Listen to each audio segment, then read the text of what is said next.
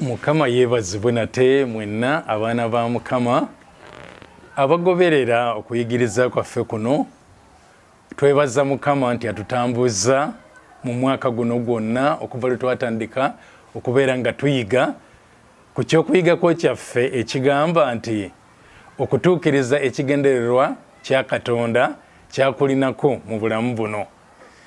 Tutambudde nno kati tuli ku kitundu ekya 46. 46 kati weebuuze gwe wakagoberera bimeka. Bw'obeera nga kino kyosookeddeko kitegeeza nti emabega eyo eriyo ebitundu 45 by'otannaba kubeera nga ogoberera, nga kikwetagisa okusubscribinga osobole okubeera nga obifuna, oba basobola okuyingira mu inbox yange mwe mbagamba nti nsobola okuweereza emisomo gino omulundi gumu nekitakwetagisa kugenda nga online okubeera nga ofuna ebintu ebyo, nsobola obikuweereza omulundi ogumu. Era nga bulijjo bwe mbakubiriza nti bw'oba olina munno gw'oyagala tuyigire wamu, kirungi n'obeera ng'omusindikira ku misomo gino bw'oba ogifunye. Twatambula ng'omusomo gwaffe gulimu ennyingo 6. Mukama atubedde tuli ku nnyingo eyo esembayo ey'omukaaga, naye ng'ekitundu eky'okuyigako kyaffe kya 46. Tugamba nti bw'olemwa okubeera nga otuukiriza ekigendererwa kya Mukama eri obulamu bwo, waliwo okubonerezebwa. Tokubonerezebwa okwo nga kunene, okubonerezebwa nga kunene kwega buli lwe sikola ekyo Mukama Katonda kyayagala mbeere nga nkola, waliwo okubonerezebwa. Olwaleero ngenda kwogera ku bintu ebitali bimu ebiyinza okutuleetera obutatuukiriza. Mbadde nnyo ku bantu ng'okukola akoze naye ng'alemeddwa okutuukiririza ddala Mukama kyagambira, neeyongerayo mu buufu bwe bumu obwo ti oli agamba okukola nkoze naye nga takoze ekyo kyateekeddwa okukolera ddala. Njagala nsome okusooka Luuka essula ya 12 olunyiri 47 ne 48. Ennyiri zino nazisomako dda naye kizinsomesa ne nziddamu. Be bantu bamwoga nti nze saagala kumanya Mukama kyayagala nkole, osanga kinantaasa, obutamanya bunantaasa. Naye ebyandikwa bitulaga nti obutamanya tebukutaasa. Nga bwe butakutaasa eri mu mateeka ag'ensi, naye n'obutamanya tebukutaasa. Ngenda kusoma ennyiriri ezo ndyoke neeyongereyo. Luuka 12 olunyiri 47 n'olwa48. Basooka n'oyo amanyi naye ne bagamba n'oyo ataamanya era naye n'akola ebimusaanyiza okubonerezebwa agenda kubonerezebwa. Olwa 47 lugamba nti omuddu oyo yamanya mukama we kyayagala n'atategeka n'atatuusa kye yayagala alikubwa mingi. Ono ye amanyi naye n'atatuukiriza agenda kubwa mingi. Naye olwa 48 luga nti naye ataamanya n'akola ebisaanidde okumukubya alikubwa mitono. Kati ekikulu bonna bagenda kukubwa. Ono mu lwa 48 ye teyamanya kyasaanidde kukola, kuga teyafaayo kumanya kikyasaanidde okukola, naye n'akola ebimusaanyiza okukubwa era naye agenda kukubwa newankubadde nga mitono. Kaakati atayagala kukubwa ky'olina okukola kiikino: manya ekyo Mukama kyayagala okole ate ofeeyo okulaba ng'okituukiriza. Olwa 48 lukyeyongerayo lugamba nti na buli eyaweebwa ebingi alinoonyezebwako bingi, n'oyo gwe baateresa ebingi gwe balisinga okubuuza ebingi. kati olwero njagala kugendako mu Timoseewo ekyokubiri essuula zijja kuba 2 katandikire ku lunyiri olwokusatu okutuuka ku lw'omusanvu. Nina kye njagala tuyige awo mu ngeri y'okuweerezaamu, engeri gye tutuukirizaamu Katonda ky'ayagala. Timoseewo ekyokubiri essuula 2 olunyiriri olwokusatu okutuuka ku lw'omusanvu. Olwokusatu luga nti bonaabonera wamu nange ng'omulwanyi omulungi owa Kristo. Pawulo yali akubiriza Timoseewo amugamba bonaabonera wamu nange ng'omulwanyi omulungi owa Kristo. Kati olwokuna tuluwuliriza nnyo luga nti siwali mulwanyi bw'atabaala eyenyigira mu mitawaana egy'obulamu buno alyoka asimibwe yamuwandiika okuba omulwanyi.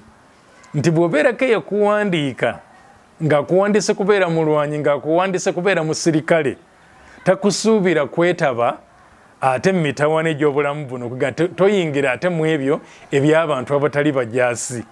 Olina kutuukiriza kikyo ekyakuwandiisa eky'okubeera omujaasi. Ekimu ku bitulemesa kwe kwagala okukola kye bayita okuwambagatana.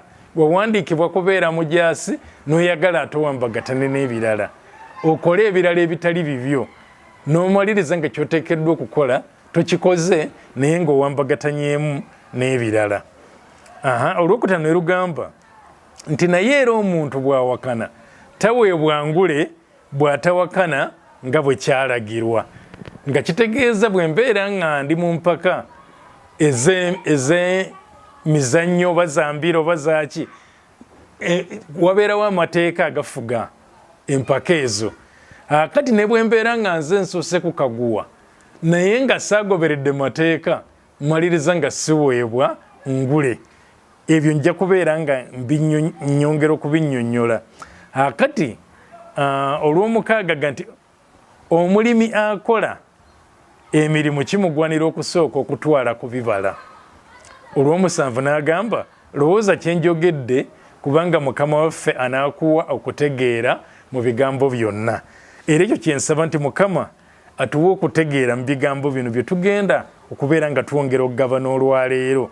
Leero kye njagala ennyo okusimbako essira kiri mu lunyiri olwokuna.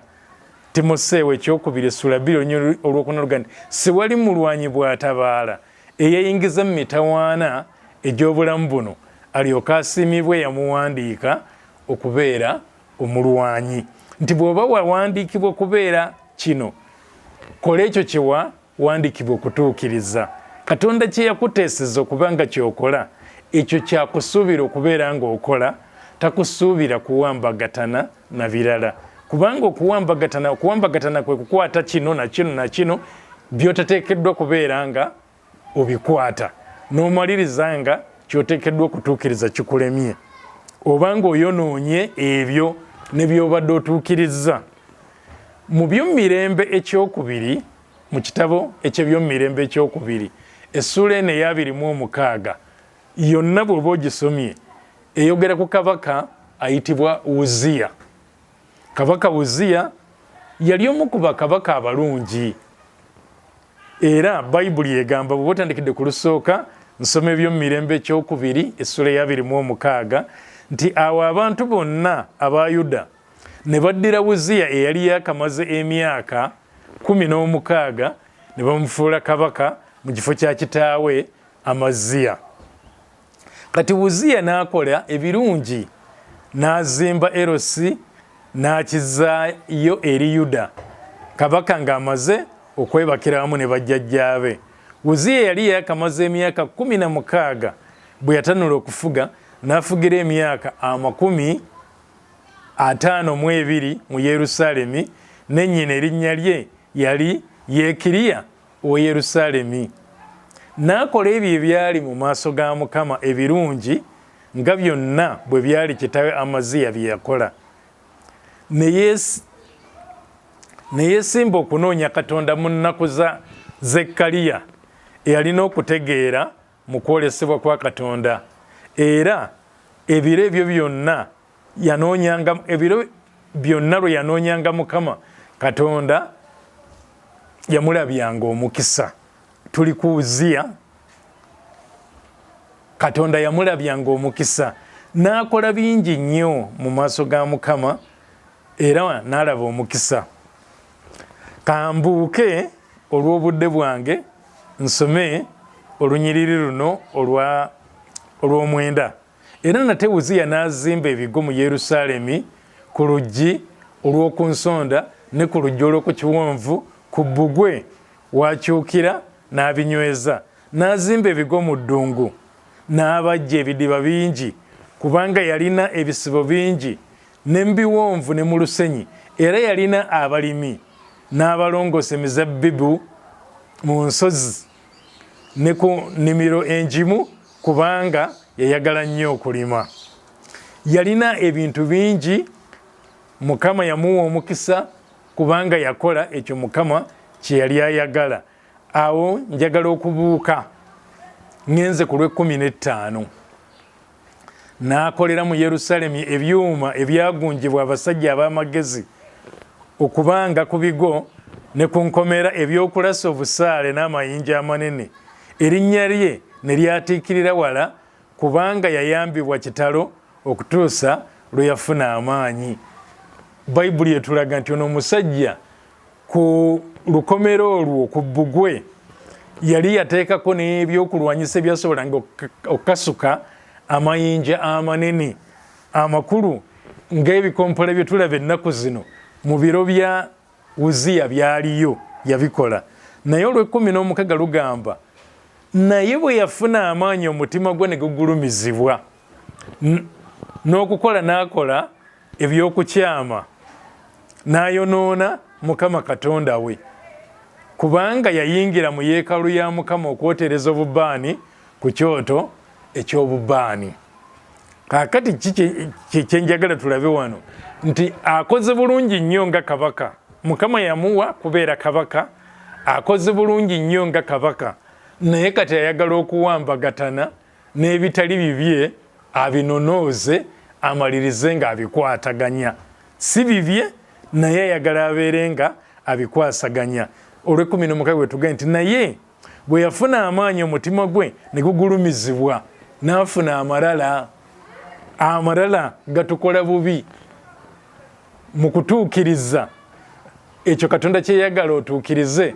Oyinza okutuuka ekiseera n'owulira ng'oli wa kitalo nnyo kuba olaba okituukiriza n'ofuna amalala, omutima gwe ne gugulumizibwa. Ageba omutima gwe ne gugulumizibwa n'okukola n'akola eby'obukyamu n'ayonoona Mukama Katonda we kubanga yayingira mu yeekaalu ya Mukama okwotereza obubaani ku kyoto eky'obubaani. Okwotereza obubaani mulimu gwa bakabona, tegwali mulimu gwa Uziya. Uziya yali yayitibwa kubeera kabaka. Entegeka Mukama gye yali amulinako, okuteesa Mukama kwe yali amulinako, ekigendererwa Mukama kye yali amulinako kyali kya kubeera kabaka era n'akikola bulungi. Naye n'afuna amalala n'ayagala okuyimbagatanya n'ebitali bibye.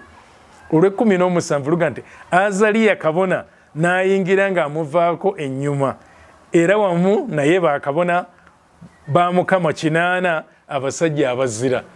Omulimu ogw'abakabona Katonda yali yaguteekako abalina okugukola. Era Bayibuli etugambye nti nga bawera na 80 naye ye ku ludda olw'obwakabaka nga ye aliyo omu nga Mukama yamuwa obwakabaka aliyo omu ng'era akikola bulungi. Naye n'ayagala anonooze na kiri eky'abantu 80 kiramba kiri awo ekikola omulimu gwa Mukama gwe yakiteerawo, naye n'ayagala nagwagunonooze. 18 ne baziyiza Uziya kabaka ne bamugamba nti si mulimu gwo Uziya okwotereza Mukama obubaane, wabula gwa bakabona batabani ba Alooni abaayawulibwa okwoterezanga obubaani. Va mu kyeggwa kubanga oyonoonye. So tekiriba kya kitiibwa kyo okuva eri Mukama Katonda. Katonda takikuwanga. Katonda teyakuwa kwotereza bubaani. Katonda teyakuyita kubeera kabona. Uziya Katonda yakuyita kubeera kabaka. Sigaza ekyobwa kabaka okinyiikirire, okikole bulungi, naye kino ekikwatagana n'obwa kabona kiveeko. Olw'19 waga nti awo Uziya n'asunguwala era yalina yali alina ekyoterezo mukono gwe okwotereza obubaani awo ng'asunguwalidde bakabona ebigenge ne bifubutuka mu kyenyi kye mu maaso g'abakabona mu nnyumba ya Mukama ku mabbali g'ekyoto ekyobubaani. Baali bamulabula ne bamugamba, munnange sigazi ekikyo Katonda kye yakuwa, kola ekyo Katonda kye yakuyitira, kino ekyobubaani si kikyo. Naye n'abanyiigira n'amaliriza ng'afunye ebigenge. Era Bayibuli egamba olwabiri, awo Azaliya kabona omukulu ne bakabona bonna ne bamutunuulira era laba ng'ebigenge bye bimukutte mu kyenyi, ne banguwa okumusindiikiriza okuvaamu. Weewaawo ye yennyini n'ayanguwa okuvaamu kubanga Mukama amulwazizza. Omusajja eyakola obulungi, eyatandika obulungi okukola omulimu gwe, n'atuukiriza ekyo Katonda kye yali ayagala atuukirize, naye ekyamukola obi kuwambagatana, n'ayagala kino nakiri byonna bikwasize wamu. Mukama kye yakuyitira kyayagala otuukirize, era tagenda kukubanja ekyo kyataakuyitira. Mukama kye yakuteerawo okukola kyayagala otuukirize, ekigendererwa kyakulinako kye kyokka kyayagala otuukirize. Tayagala owambagatane n'ebirala byataakuyitira, tayagala owambagatane nabyo. Ekyaleetera Uziya obuzibu, kabaka ono abeere ng'afuuka omugenge, kyali kyakuwambagatana. Twasomye eri mu Timoseewo ekyokubiri nga Pawulo akutira Timoseewo ng'amulaga nti nno bw'oba wawandiikibwa kubeera mulwanyi, ate towambagatana na byabo abatali balwanyi. Ebyabatali balwanyi birekere abatali balwanyi, gwe obeere n'ekyo kyokka ekikyo ekyokubeera omulwanyi. Naye tulaba nti omusajja ono Uziya kabaka ono yamaliriza ebbanga lye lyonna ery'obulamu bwe nga mugenge. Olwabiri mulumuga nti Uziya kabaka n'aba omugenge okutuusa ku lunaku kwe yafiira, n'abeera mu nnyumba eyayawulibwa nga mugenge, eyabeeranga mu lubiri nga kabaka, kaakati nga ali mu nnyumba enjawule naye ng'aliyo lwakuba mugenge, kubanga yaggyibwa mu nnyumba ya Mukama. Yosamu mutabani we n'aba omukulu w'ennyumba ya kabaka, n'alamulanga abantu ab'omu nsi. Era ebikolwa ebirala byonna ebya Uziya ebyasooka n'ebyamalirwako, Isaaya nnabbi mutabani wa Amozi yabiwandiika. Olwabiri-3 awo Uziya ne yeebakira wamu ne bajjajjaabe, ne bamuziika wamu ne bajjajjaabe ku kibanja ekyokuziikangamu ekyabassekabaka, kubanga baayogera nti mugenge. Kakati ye baamwawula nti ne mu kuziikibwa kwe yayawulwa, naye teebereza omusajja abadde atambudde ne Mukama, nga akoze bulungi, ng'ategedde ekyamuyisa nti wayitibwa kubeera kabona, olina kutuukiriza kubeera kabona. Munsaasire, si kabona, yayitibwa kubeera kabaka, ng'era alina kutuukiriza kubeera kabaka, naye n'ayagala okubeera ng'awambagatana n'ebyabakabona nabyo abitwale. Okuwambagatana kutuleetera obuzibu nti kabaka Uziya eyatambula obulungi ennyo ne Mukama Katonda we, amaliriza nga ayonoonye mu maaso ga Mukama, naye ng'ekimuleetedde okwonoona kuwambagatana n'ebyo Mukama by'ataamugamba kukola. Ebyabalala nabyo n'amaliriza nga ayagala okubitwala, naye nga kiva mu kubeera nga afunye Bayibuli ekiyise kwegulumiza, ng'afunye munda mu ye okwegulumizaga nti Mukama anjagala, Mukama nzikiririzaamu, era ndowooza nzikiririzaamu n'okusinga bali be yawa obwakabona. Lwaki? Kubanga nze bwe nkoze obwakabaka mbukoze bulungi nnyo, kati nsaanira n'okubeera kabona. Mu kutuukiriza Katonda kye yatuyitira, tulina kukola ekyo kyokka kye yatuyitira, so si kuwambagatana. tegeera mukama kye yakuyitira, ofube okulaba nga kyokola, onyiikire okulaba nga kyokola. Ate naawe agamba nti yanze saagala kumanya mukama kye yanteerawo, saagala kumanya mukama kye yagala ntuukirize, kubanga okumanya kuyinza okundetera obuzibu. Twalabye nti n'obutamanya era nabwo bukuleetera obuzibu, kubanga tosobola kukola ekyo kyotategedde okubeera ng'otuukiriza. Kati twefubeko, ekisooka tutegeere mukama katonda kikyayagala mbeere nga ntuukiriza. Ekyokubiri, okituukirize nga mukama bw'ayagala okubeera ng'okituukiriza. Omulundi ogunaddako ngenda kubeera nga njogera ku abo era nabo abaakola naye ne batatuukiriza, naye ng'ekyabaleetera obutatuukiriza oba oliawo okumanyiira ng'ebya mukama baabimanyiira, kati ne basalawo okubeera nga tebabikola nga mukama bwe yabibalagira, nga kati bo babikola nga bo bwe baagala, era nabo ne bamaliriza nga tebatuukiriza, ne bafuna okubonerezebwa mu maaso ga mukama. Abo tujja kubalabako omulundi ogujja. Mukama abeere nammwe era abakole bulungi. Amiina era amiina.